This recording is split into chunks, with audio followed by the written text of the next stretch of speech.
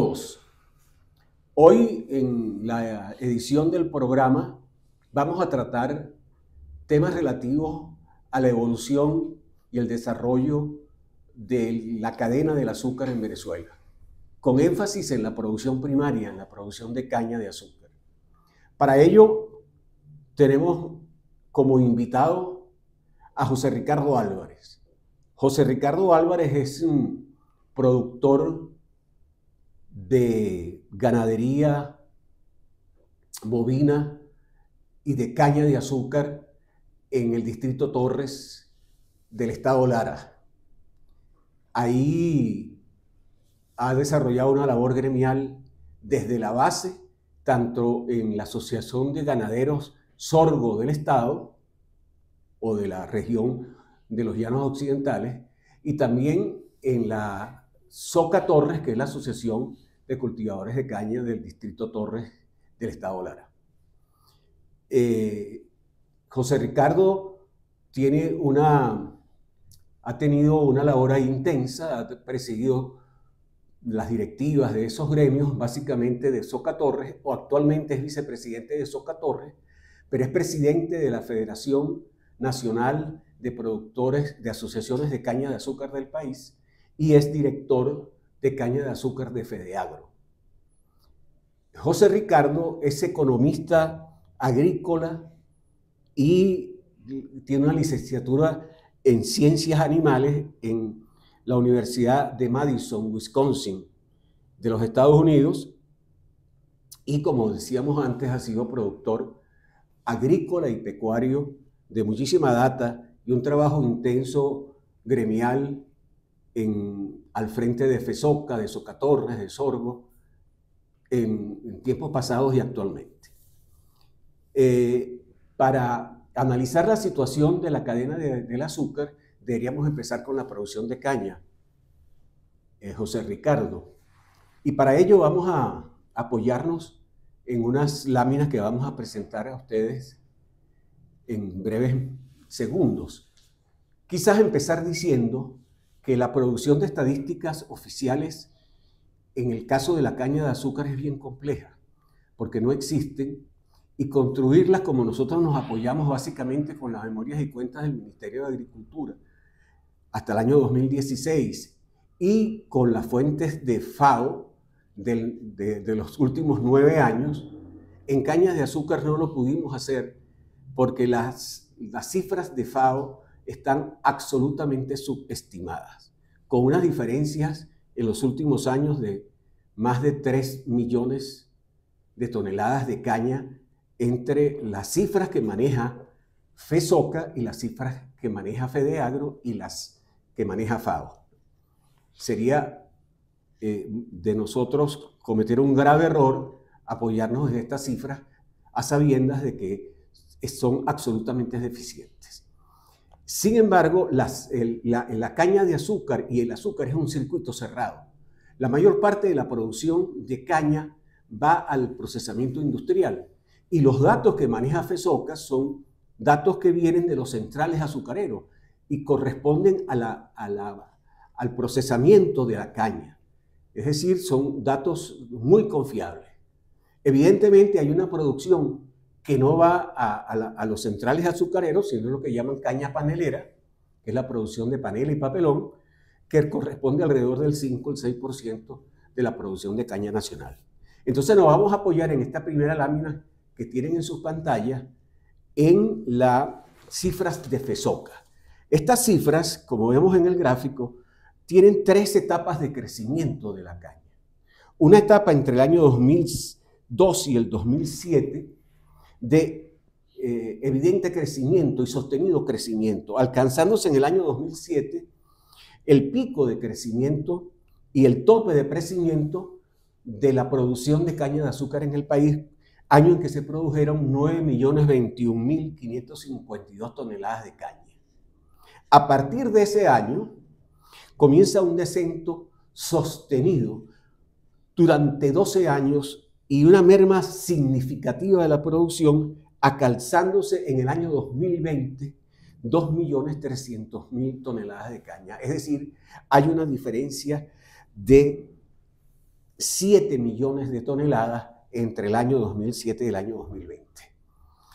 Y después, a partir del año 2021, hay una recuperación de la producción de caña muy importante.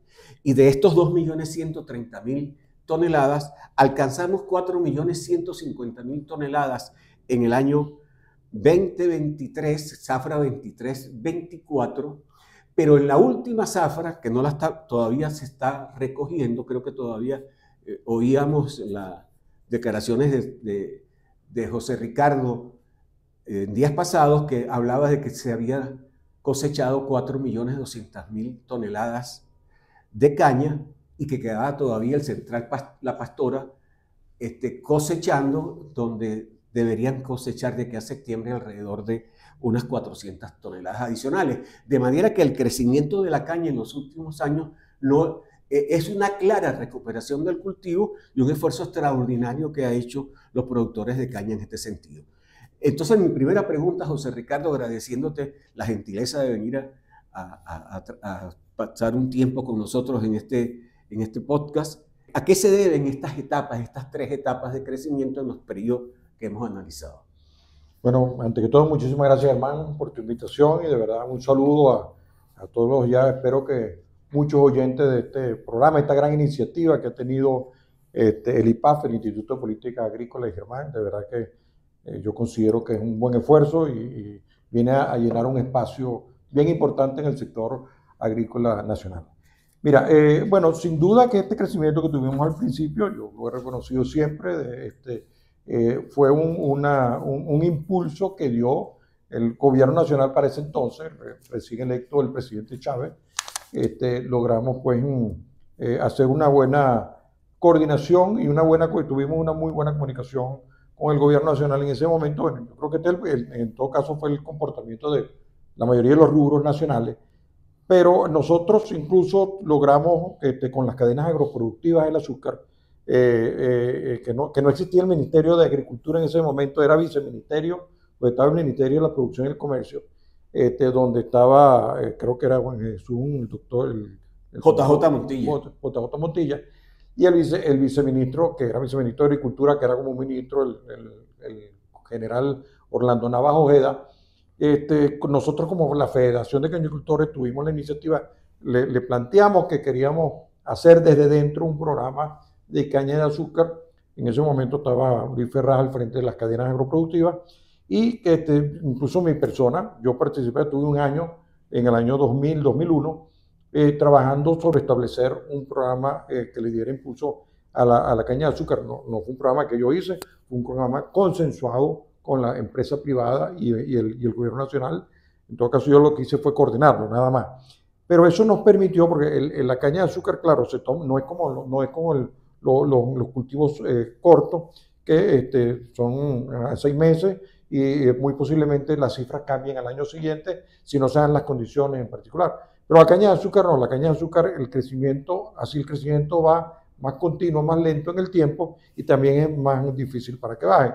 Y así que tomamos una serie de medidas en el 2001, entre ellos yo me acuerdo que dimos un crédito solamente con la cédula de identidad a todos los productores de caña de azúcar del país, que tuvo una morosidad 0% casi, porque fue una cantidad o fueron unos créditos que se recuperaban con las cartas de retención de los centrales azucareros, pero eso le inyectó un dinero fresco a todos los productores que veníamos bastante golpeados con las últimas políticas económicas que había habido en el presidente Rafael Caldera.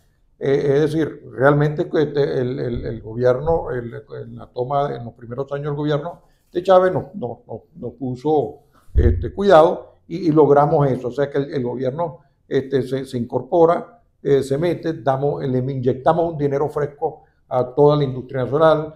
Indudablemente que había una mejor o mayor oferta de crédito agrícola con muchas mejores condiciones y se dieron todas las condiciones para que esto así sucediera. Así que esto pues nos catapultó a que lográramos moler 9 millones de toneladas de caña, 9 millones y tanto, que es la única vez que se han logrado moler esas 9 millones de toneladas de caña en el país.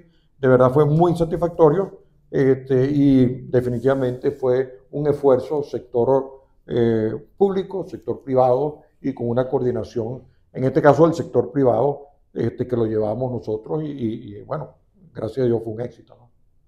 Sí, pero luego entramos en la etapa de descenso de esa producción. Sí, sin duda. Luego vinieron, pues, ya el gobierno comenzó a tomar otras políticas, se empezaron fíjate tú que el 2006, 2007 ya comienzan todo lo que tiene que ver con expropiaciones. Yo debo aclarar, en el área de la caña de azúcar no fue un volumen muy grande de expropiaciones que hubo allí o de tomas o cualquier nombre que se le quiera poner. Pero indudablemente que el dicho de siempre que cuando las barbas del vecino arden, pon las tuyas en remojo. Y eso era lo que sucedía. Pues ya la gente cuando vio 2005, 2007, 2008, que había una especie de toma de todo el sector caña, algunas haciendas de caña íconos en diferentes partes del país, tanto en Aragua, Lara, sobre todo, y el problema que había con los centrales azucareros, que comenzaron las expropiaciones de los centrales azucareros. Bueno, eso simplemente la gente que comúnmente se maneja de manera racional puso sus barbas en remojo y comenzó a desincentivar que la gente atendiera el cultivo. El cultivo de caña de azúcar es un cultivo muy noble porque tú lo puedes dejar, lo desatender, lo dejas allí y a lo mejor el año que viene no le haces nada y vas a sacar 20 o 30 toneladas, pero está por allí, por lo menos está el cultivo allí. Luego, si la recuperas, eso que en parte fue lo que pasó en la última etapa. Pero eso fue desincentivando, la gente fue saliéndose del negocio, no se interesaba, no había pues ese cariño, la gente de manera muy incierta con lo que fuese a suceder. Y bueno, y simplemente pasó con lo que pasó en muchas áreas de la economía nacional, bueno, que se dejó de producir en el país y la gente pensaba en otras cosas, ¿no? Cheo, Ahora, ¿y cómo se explica que después que llegamos al 20, casi al subsuelo de la curva, haya una recuperación importante en estos últimos 4 o 5 años si no tenemos auxilio financiero? bueno, fíjate. ¿Qué es lo que está pasando? Sí, el 2017, 2018 y 2019 fueron unos años catastróficos.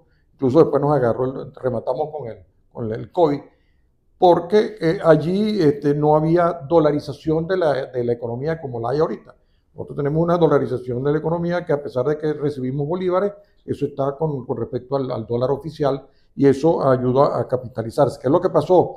Que cuando en el 2019 se toma la decisión de dolarizar la economía con respecto al dólar oficial, nosotros pues ya no, esa descapitalización que tuvimos, los que pudieron sobrevivir, que en este caso lamentablemente el más débil es el que desaparece primero, ¿no? ¿Quién logra sobrevivir? Aquella persona que de alguna u otra forma tenía músculo financiero como para aguantar. Y bueno, como decía yo, no voy a sacar 60 toneladas, 70 toneladas, pero voy a sacar 40, 30, más o menos mantengo la finca y ahí me voy.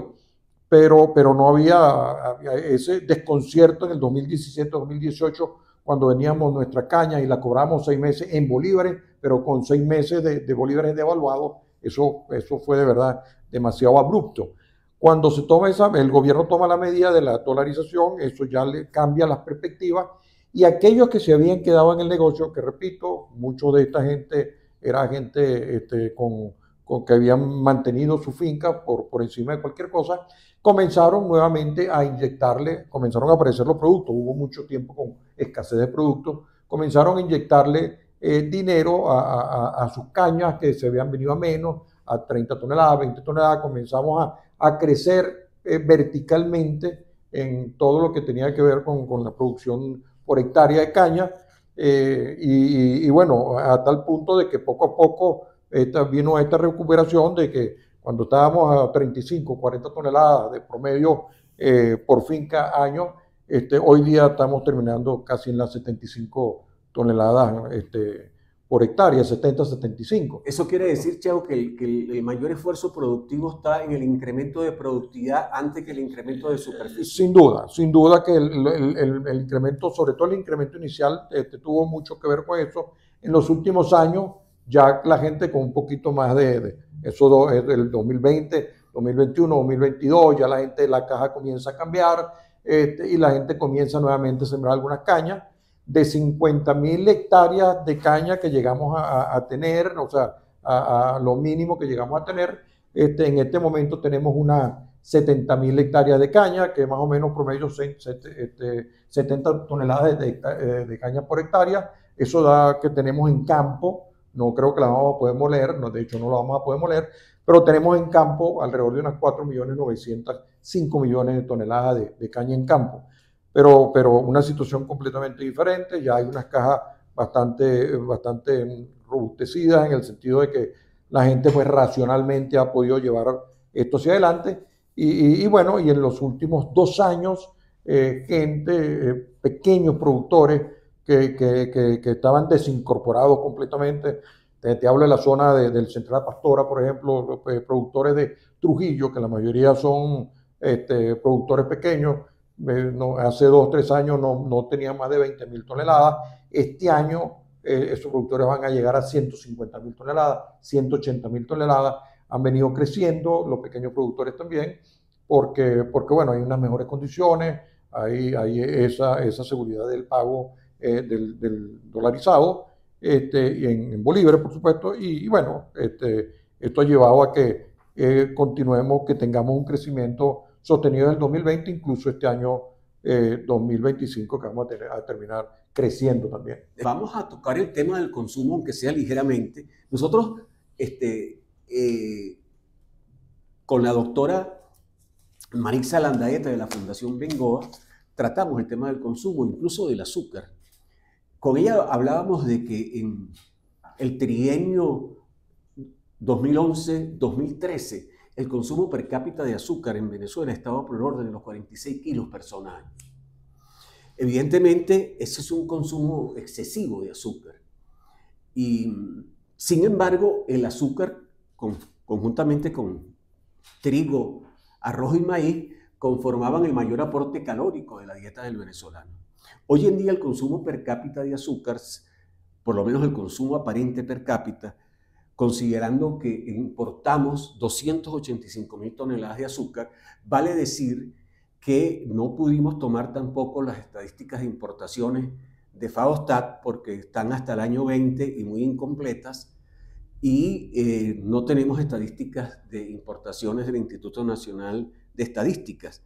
Sin embargo, los reportes de arribos de barcos y descargas de barcos en los puertos, fundamentalmente Puerto Cabello, nos arrojan que en el año 24 importamos 285.000 toneladas y que esta producción que vimos en la gráfica de 4.150.000 toneladas de caña con la concentración de sólidos y grados BRICS nos da un total de unas 365.000 toneladas de producción nacional.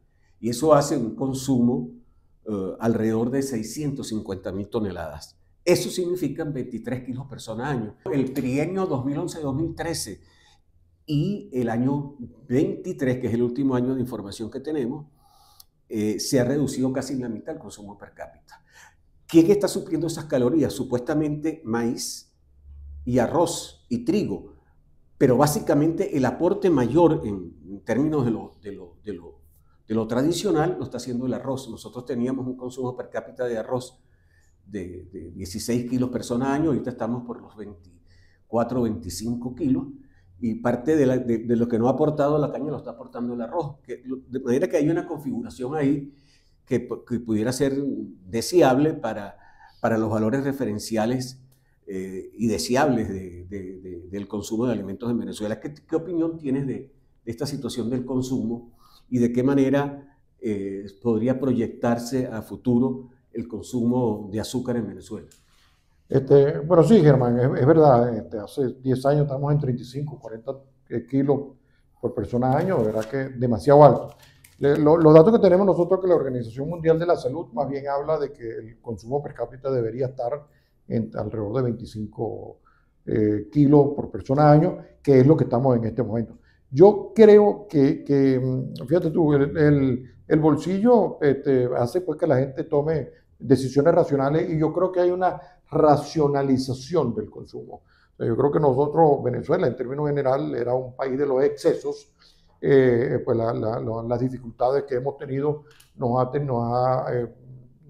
hemos tenido que aprender a ver qué hacemos, cómo le damos mejor utilidad a ese presupuesto que nos entra a la casa, y cómo le damos, y con ello cómo le damos mayor y mejor utilidad a los alimentos que consumimos. Indudablemente que el azúcar es y seguirá siendo, a pesar de que existen muchos intereses a nivel internacional para satanizar el azúcar, cosa que no es así. Simplemente el azúcar va a seguir siendo la principal fuente calórica en muchas partes del mundo, que no se debe comer en el exceso, estamos de acuerdo, nada debe hacerse en exceso, y seguirá siendo un producto fundamental en la dieta del venezolano. Pero yo creo que es eso, hay una racionalización definitivamente del consumo. La persona, si consumía, sobre todo en las clases bajas, consumía mucho azúcar, 4 y 5 kilos semanales. Esas personas han ido a 2 kilos semanales. Se utilizaba mucho en los jugos de las casas y mucho de todo eso. Ahorita, bueno, la gente trata de tener algo más variado, que ¿Qué no es ha otra pasado con cosa. el consumo de los refrescos? El consumo de los refrescos, hay unos nuevos refrescos en el mercado nacional que definitivamente están teniendo una altísima presencia en los sectores bajos del país, y se han convertido en unos grandes consumidores de azúcar.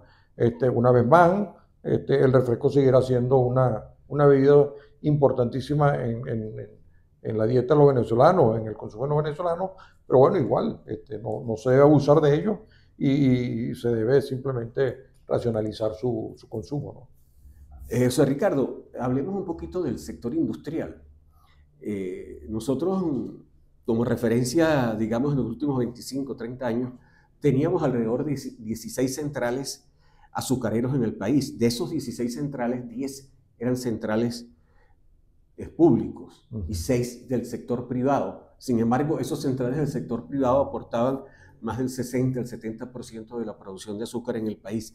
¿Qué ha pasado con cuántos centrales están activos ahorita? ¿Cuál es la participación que tiene el sector privado dentro de ellos? ¿Y en qué estado están los centrales que no están operativos? Eso es una inversión que está perdida, eso está a fondo perdido. Y también hay iniciativas que se desarrollaron en este gobierno que tenían que ver con la producción de etanol, centrales etanoleros y centrales en Marinas y en otros estados como el Caiza, que prometían tener una gran participación en la producción de azúcar en el país. ¿Cuál es la situación actual de los centrales azucareros? Sí, definitivamente, Germán, nosotros más o menos en el 2018, 2017, creo que dejaron de producir todos los centrales públicos, y la producción quedó solamente en 4 centrales azucareros, porque incluso hubo un central privado o 2 centrales privados que dejaron de producir, que fueron el Turbio y el Carora, y solamente la producción quedó en 4 centrales privados. A partir del 2022 entraron otra vez a la escena de la producción, sobre todo el Central La Majagua, un esfuerzo que ha hecho, le reconozco a la gobernación del Estado portuguesa el esfuerzo que ha hecho para sacar este Central Santa Elena en la zona de La Majagua adelante. Es muy importante porque hay muchos productores allí, y bueno, hay un esfuerzo que se está haciendo también con el Central Guanare. Pero bueno, una vez más, como digo yo, el bolsillo es el que de una u otra forma comienza a decirte qué es lo que es y lo que no debes hacer. La racionalización de los costos, de los ingresos. Fíjate, hoy es muy difícil para un central por debajo de las 800.000, 1.800.000 toneladas, pues cubrir los costos fijos y los costos variables, llegar al punto de equilibrio. Así que los centrales tienen que hacer un esfuerzo para superar la brecha del 1.000.000 de toneladas, a menos que haya pues una especie de unión entre, por ejemplo, que lo hay entre el Palmar y un Central Molipasa, que que entre ellos pues son de la misma corporación, se prestan ayuda, pero un central solo, por sí solo, debería pues apuntar a pasar de esas cifras, porque es que ya estamos y tenemos que la economía venezolana dejó de ser rentista. La economía venezolana pasó a tener la realidad. Hoy el rentismo lo tenemos que dejar a un lado. El gobierno, por lo que se ve, incluso está siendo racional a la hora de meter su dinero. ¿Qué va a pasar con estos centrales? Yo no sé, pero indudablemente que yo me imagino, ahorita se están haciendo algunas evaluaciones de algunos centrales, según dijo el ministro de Agricultura allí, pero me imagino que también la racionalidad va a privar. La racionalidad es que simplemente, bueno, tienen que tener áreas para sembrar cercanas, tienen que tener suficiente capacidad de molienda para poder cubrir con los costos, tener el punto de equilibrio. Es un tema. Además que tienen que modernizarse, porque entiendo que hay maquinaria muy vieja. Y tienen que modernizarse porque hay mucha obsolescencia, indudablemente. Sí. Entonces tienen que ir hacia allá. Es así que bueno, nosotros como Federación de Cañicultores siempre apostamos a que todos los centrales se abran porque nosotros sabemos que hay muchos productores que se benefician y que mandan su caña a los centrales azucareros, es bien importante. Pero bueno, eso lo impondrá al finalmente lo que diga la parte económica, si se puede o no se puede hacer. José Ricardo, hay países como Brasil, India, China, Tailandia, Cuba, que aprovechan la biomasa del bagazo de la caña para producir energía. Incluso Colombia, nuestro país vecino. ¿Cómo estamos nosotros con respecto a esto? Sobre todo teniendo los problemas que hemos tenido con el aprovisionamiento de diésel para la producción agropecuaria y tan importante que es en la caña, no solamente para la labor productiva, en el caso de la mecanización agrícola, sino también para el levantamiento de la producción con los núcleos de cosecha y con los centrales que dependen tanto del gasoil. No, hoy es fundamental para cualquier central tener las calderas bagaceras. O sea, los centrales autogeneran, tienen su propia energía y para ellos es mucho más rentable poder moler la caña incluso, y poder utilizar todo este bagazo de caña para utilizarla en las calderas bagaceras. Hemos llegado hasta el punto de que el problema del diésel no solamente por la consecución que de alguna u otra forma no tuvimos tantos problemas en esta zafra, que hay centrales hoy día azucareras que prefieren comprar en los astilleros de madera, buscar lo que queda, el acerrín y otras cosas más, los pedazos de madera pequeños para ayudarse en la caldera para que este consumo de diésel, bien sea gasoil o fuel oil, sea mucho menor. Pero hoy en día es fundamental, o sea, un central tiene que tener sus calderas bagaceras, autogenerar su propia energía. Y estos centrales que están ahorita, todos están usando eso. Sí, indudablemente todos tienen que utilizar, todos dependen de eso. Hoy incluso se está haciendo casi, o sea, es muy necesario porque producir y refinar azúcar, como hacíamos antes, a fuerza de diésel, es muy costoso. Pondría el costo del azúcar mucho más arriba y bueno, no le conviene a nadie. José Ricardo, en el primer programa que hicimos, el programa inaugural, hablamos de la formación de los precios internos con el presidente Fantinel. Y le hacíamos el comentario de que el único circuito en el cual hay una metodología, un sistema para la determinación de los precios y la formación de los precios internos es el de la caña de azúcar. Ahí hay una regla, un acuerdo entre los industriales y los productores en el cual el precio del productor es un porcentaje del precio, en líneas muy generales, del precio del producto al detalle. Y yo le preguntábamos primero hacíamos el comentario de que ese entendimiento que yo creo que tiene más de 40 años ha sido exitoso. Me da la impresión a mí incluso que lima las tensiones. yo no veo conflictos entre los productores, cañicultores y la industria azucarera, más bien veo entendimiento, acciones conjuntas, digamos que objetivos comunes que se desarrollan entre ambos sectores. Y yo le hacía el comentario a Celso si era posible que nosotros tomáramos ese modelo para un conjunto de rubros agrícolas que sí tienen problemas importantes con la determinación del precio entre el industrial y el productor agrícola, el precio a nivel del productor y el precio de los industriales, incluso el precio del consumidor, también en el caso de rubros que no pasan por procesamiento industrial. ¿Qué tan exitoso ha sido eso? ¿Esto que estoy hablando es una fantasía, es una realidad concreta? ¿O es posible que eso sea el bastión que consolide un sector y una cadena agroalimentaria en Venezuela, como el caso de la caña de azúcar? Mire, yo estoy absolutamente convencido, yo particularmente soy un defensor absoluto de ese acuerdo. Yo particularmente creo en el matrimonio, soy una persona de matrimonio, pero tengo ya 35 años de casado y mi vida de casado no es que ha sido todo color de rosa, hemos tenido muchos problemas, pero los hemos superado, gracias a Dios, el matrimonio, con hijas y nietos ya. Eso sucede en el sector. O sea, en el sector no es que todo es color de rosa en nuestras relaciones.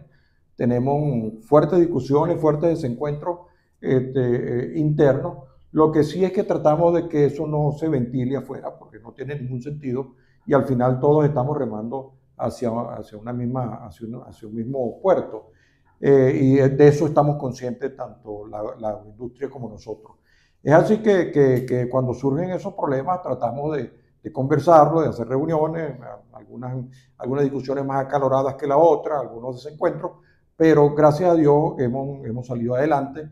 Todos entendemos que es para beneficio de todos. Hay una estricta supervisión de los azúcares que se producen, de los azúcares que se importan, de los azúcares que se venden, de los inventarios que están allí. El productor es copartícipe de lo que está allí, en conjunto de los precios en que se vende, porque nosotros al final cobramos del precio final que se vende al final de la zafra. Por eso es que nosotros sabemos cuándo vamos a cobrar cuando te termine la zafra, que es cuando se venden todos los azúcares, se liquidan y se sabe cuál es el precio de liquidación final. Eso, si es mayor o menor, eso viene con retroactivo a las cañas que entraron del comienzo, porque todos estamos en ese arreglo. Por supuesto, hay gente, como todos, hay más radicales dentro del sector que han querido eliminar este convenio, pero lo que tú me preguntabas, yo sí creo que estoy convencido de que esto ha ayudado a la consolidación del sector, y cada vez que nos sentamos como sector, vemos el mercado como sector, y cada vez que yo me preocupo por el azúcar que está en el anaquel, a qué precio se está vendiendo, cómo lo están comprando, cuáles son los márgenes que hay incluso en las cadenas, si estos márgenes están más o menos, y entonces uno va viendo, porque al final de cuentas también tenemos que tomar en cuenta los costos comerciales. ¿De qué manera los afectan las importaciones cuando se hacen a destiempo y cuando estamos en zafra, ese tipo de cosas? Esta coordinación nosotros como sector se la hemos llevado al sector público, a decir que no se trata pues de buscar prebendas con eso, sino que vemos que esto es lo que ha consolidado las zonas cañeras del país, que es fundamental, como te decía yo, para muchísimas de las zonas pobladas del interior de la provincia del país. Volviendo a la actividad primaria, la producción de caña, hemos visto por las redes y por la difusión que ustedes han hecho de la incorporación de mucha tecnología moderna a la producción de caña, el uso de drones, la Big Data, la agricultura de precisión se está usando mucho en caña. Eso es un movimiento nacional, eso está concentrado nada más en algunas áreas elitescas de la producción de caña, o hay un impulso en el área tecnológica y la innovación en caña.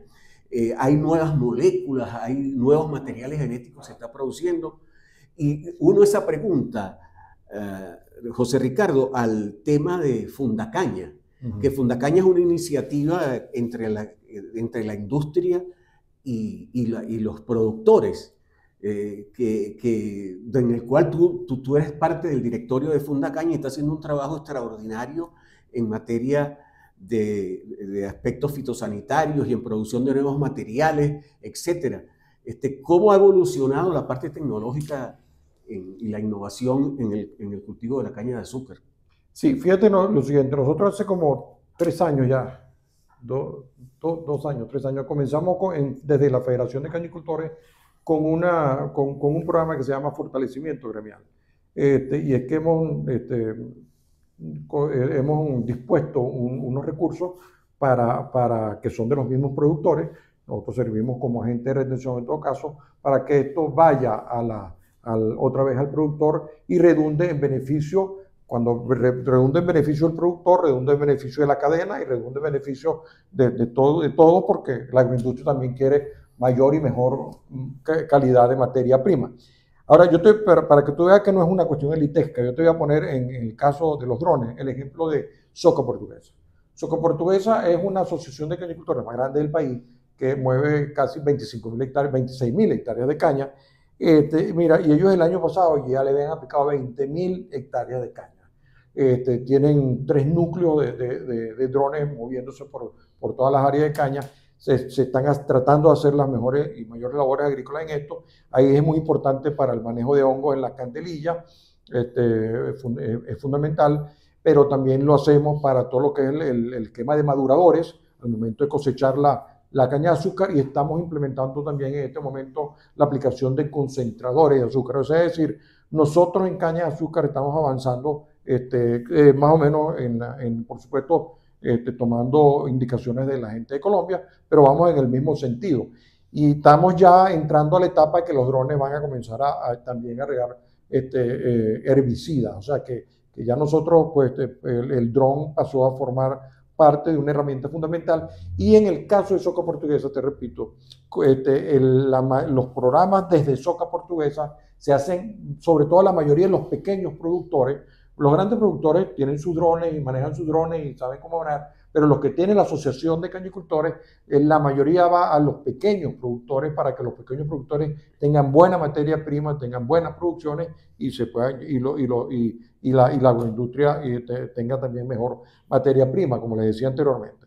Y en cuanto a Fundacaña, la genética es bien importante y hacemos un trabajo fundamental que es el cruzamiento, el cruce tenemos la casa de cruzamiento, cuando en la época después de florecimiento de la caña de azúcar se buscan los machos, las hembras, de acuerdo a las variedades que hayan sido las más exitosas, se van haciendo los cruces y vamos obteniendo las variedades de caña que llamábamos FB, Fundacaña Venezuela, que han sido muy buenas en algunas zonas del país, porque eso es otra cosa, ¿no? Nunca es bueno para todos, pero en otras zonas lamentablemente no han sido tan buenas. En esto sí tenemos una fallita aquí, porque nosotros manejábamos la estación de cuarentena de Pumarejo de la Costa para traer material de otros países que a veces se adaptaban muy bien aquí en la zona, pero este asunto lo hemos dejado de tener porque perdimos la estación de cuarentena, ya no la tenemos, estamos tratando de recuperarla, que es fundamental, porque no necesariamente, repito, todas las variedades que nosotros producimos es buena para toda la zona, y algunos de estos materiales que traemos de otras partes, pero que deben pasar por la parte de cuarentena, sí funcionan, y es muy importante que lo tengamos para darle otra posibilidad a los cañicultores de tener otro tipo de variedad, además de las FB que producimos nosotros. José Ricardo, me hubiera gustado tratar contigo temas que yo estoy seguro y sé, pues conozco que está en la preocupación de FESOCA y que ustedes les han dedicado mucha atención, como es el caso del desarrollo rural. Pero eso será en otra oportunidad. Quisiera agradecerte por el tiempo que nos has brindado. Yo creo que hemos, a grosso modo, tocado puntos que son centrales en el desarrollo de la cañicultura en Venezuela y el funcionamiento de la cadena del azúcar. FESOCA está próxima a cumplir 70 años el año que viene. Sí. Esperemos que para esa oportunidad FESOCA pueda hacer un evento que llame la atención al país, y que parte de las cosas que aquí tratamos, sobre todo toda esta parte de la innovación, el desarrollo tecnológico, los nuevos materiales, y que esa recuperación de los últimos 5 años se proyecte en el 26 y que sea sostenida en el tiempo y que podamos alcanzar los niveles que tuvimos por lo menos en la primera parte del siglo XX. Te agradezco mucho tu presencia y tu participación. No, muchas gracias a ti, hermano, una vez más por la invitación. Muchos saludos a tu radio escucha, como se dice por aquí, no sé cómo se dice en las redes, pero de verdad que fue muy grato y bueno, y no me queda sino invitarlos a ese evento ya dentro de un año. Lo vamos a hacer 70 años de FESOCA, va a ser un evento, como bien lo dice, una especie de congreso de 2-3 días, va a ser bien importante y vamos a invitarlos a todos con su debido tiempo.